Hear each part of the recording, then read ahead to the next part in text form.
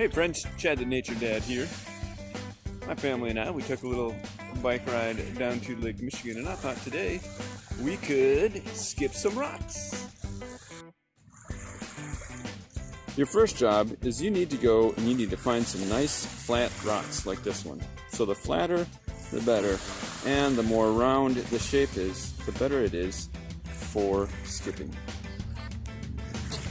Now, the key to skipping a rock is making sure that you get enough spin on that rock. So how I hold it is you hold it between your thumb and your middle finger, and then this finger here, it is your pointer finger.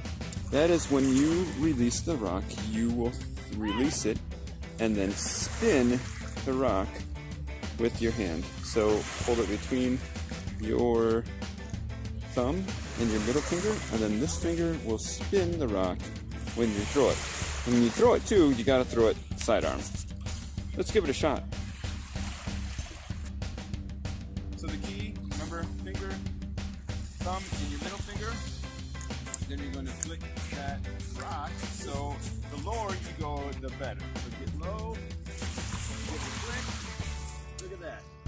Thumb, middle finger, down low. Oh, fail.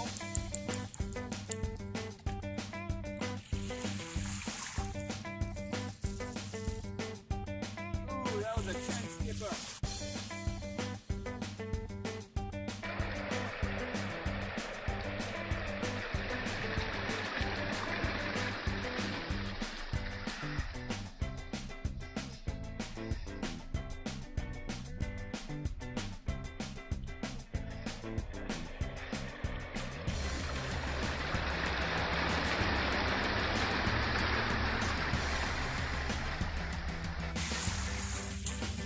That, my friends, is how you skip rocks.